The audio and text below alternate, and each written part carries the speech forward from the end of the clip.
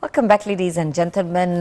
Efforts to further boost the tourism sector here in Egypt have been ongoing during the past period by the state, of course, and all those involved in the tourism sector. So many efforts and so many achievements have been made recently. We have some good news regarding tourism here in Egypt. We have good news regarding tourists coming to the country, regarding new inaugurations such as the Bernice Airport here in Upper Egypt, and so much more. In order to know more about all this good news for the tourism sector and for those interested in the tourism here in Egypt, we're very much delighted to have with us here in the studio Dr. Yehia Abdel, our tourism counselor. Good morning to you, Dr. Yehia. Good morning.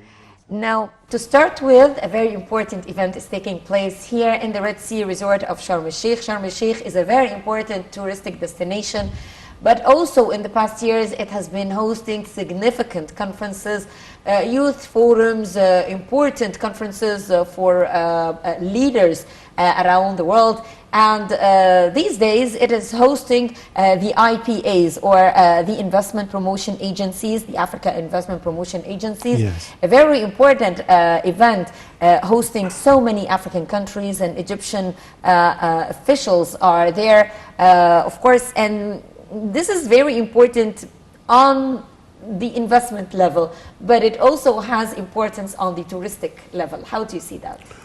Well, today, like the IPA, started on the 11th of June, so this is going to conclude today. This is the last session, final session for the forum. And this is very essential for promoting investment in Africa. Africa has a great potential for its natural resources, for its human capital.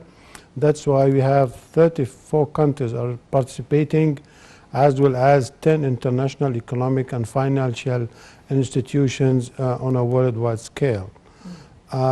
Some try to relate this to the tourism development, because investing in Africa is going to support the travel industry, because travel industry requires a solid background for infrastructure, superstructure, urban development, training, education, health, and an excellent network of marine, ground, and air transportation.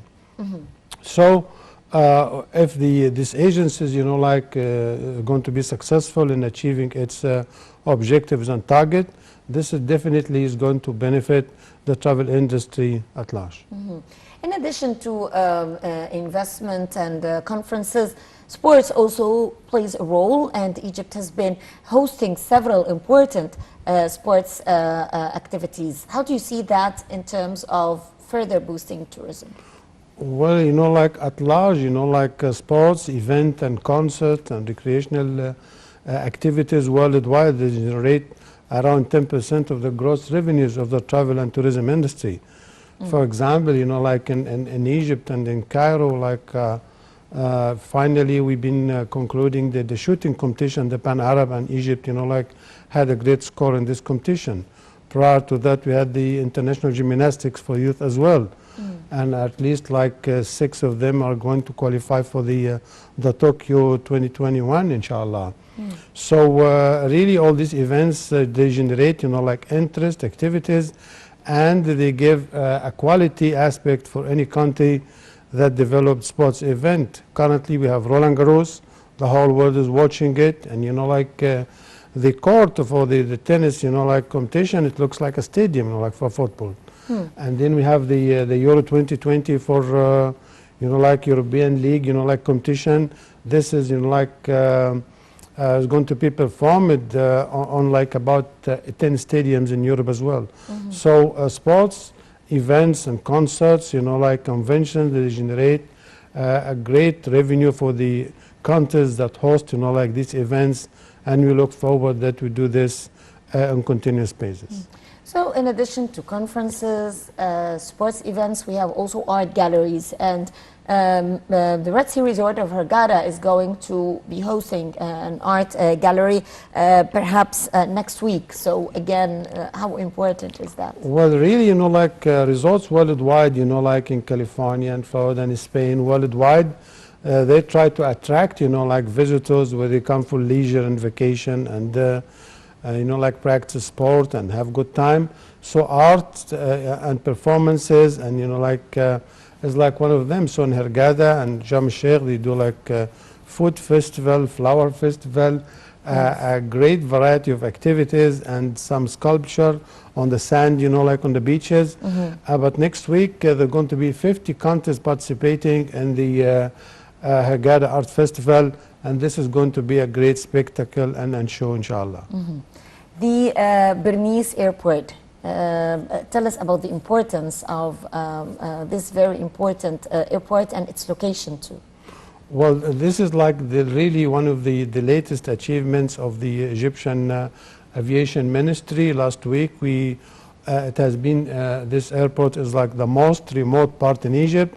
It's in the tip southern part of the Red Sea resorts in Bernice, and it's 150 miles away from Marsa Alam. So it's becoming accessible for world aviation, and we had trips landed last week.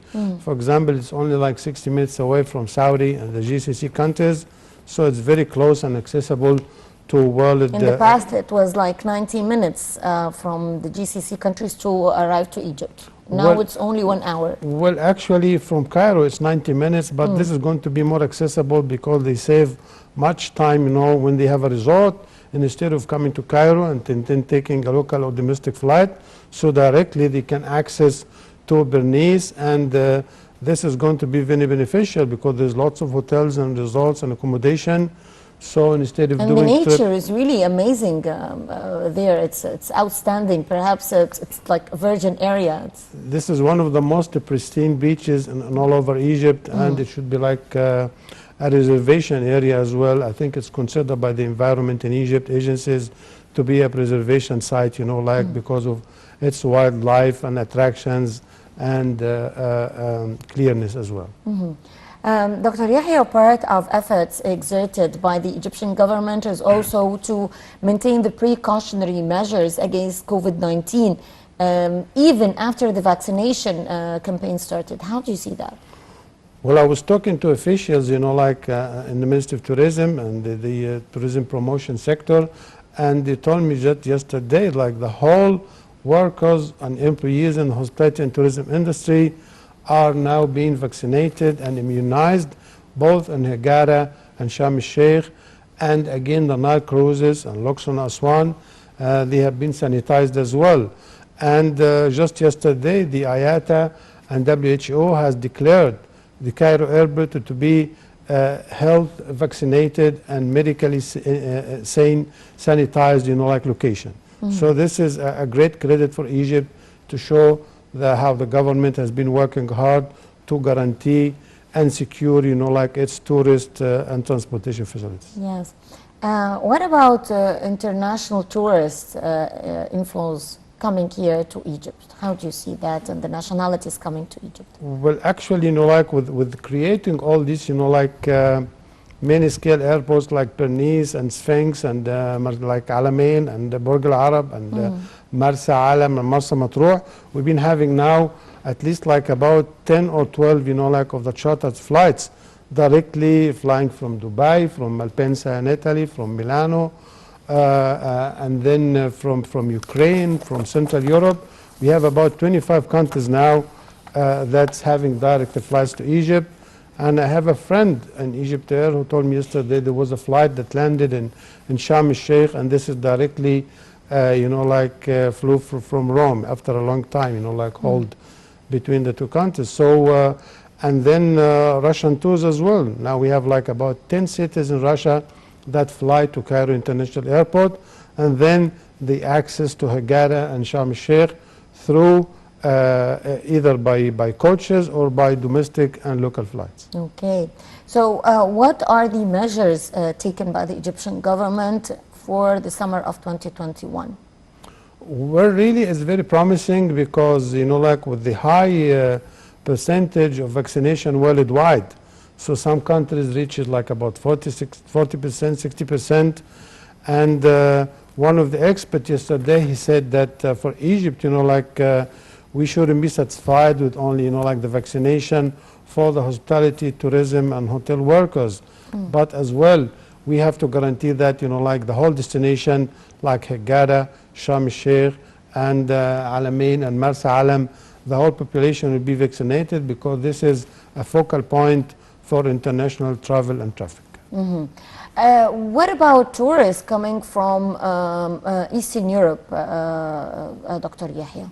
Well, really we have like a great inflows, like of tourists, like come from Montenegro, from Poland, from Czech Republic, Ukraine.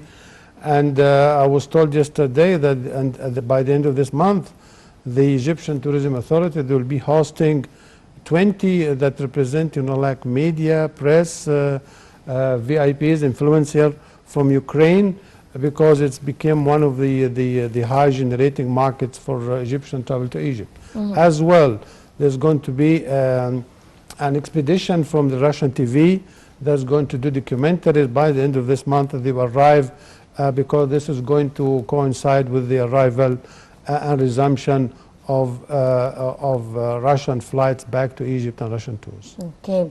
How do you see the importance of the recent archaeological discoveries in bringing more tourists to Egypt? How can the Egyptian government utilize this in bringing more attention to Egypt? Well, we had a great, like exhibit in Prague in the Czech Republic that went since 2020. It's called Kings of the Sun, and that has been very successful, and I saw reviews about that.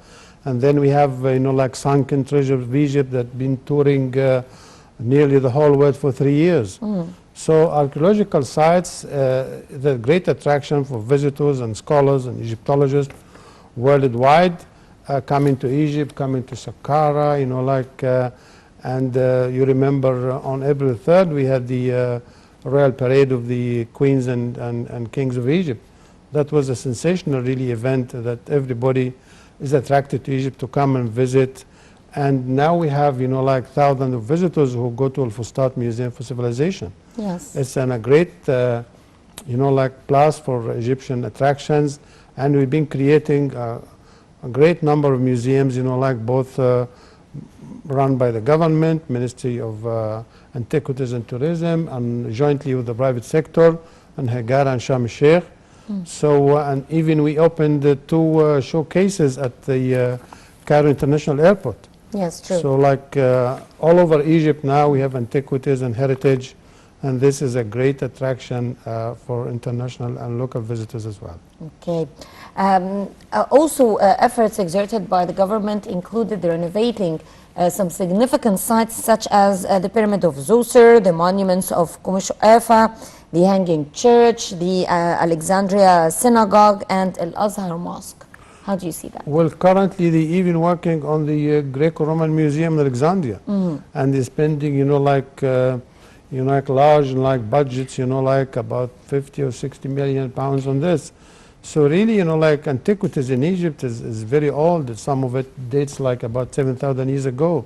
So it needs to be protected from the environment, from encroachment, from illegal, inspection and scrammage for looking for antiquities, like in the black market.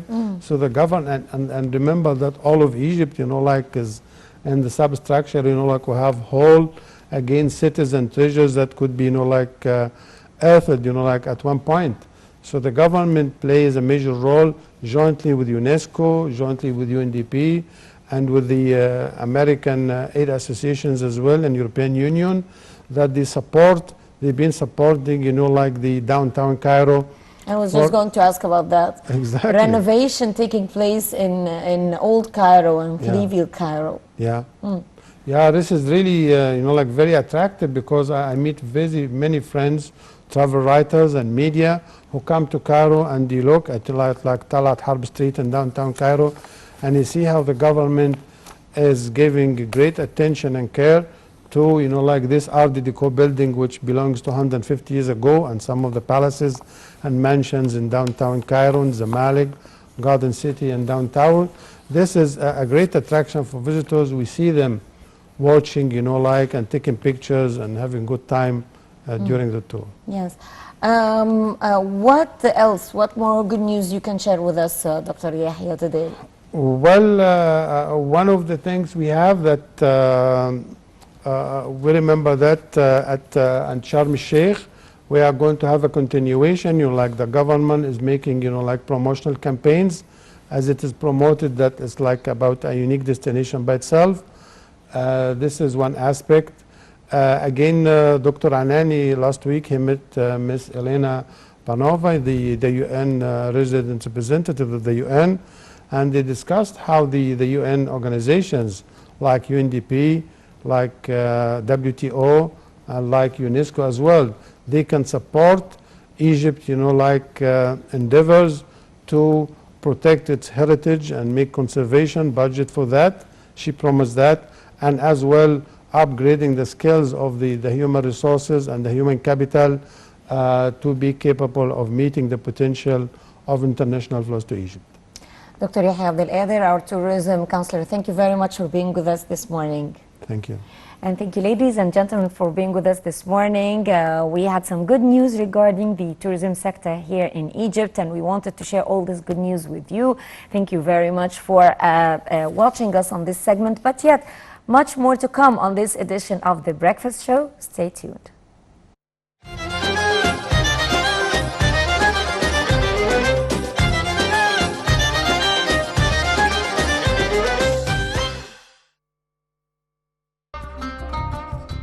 Gadozaris was pictured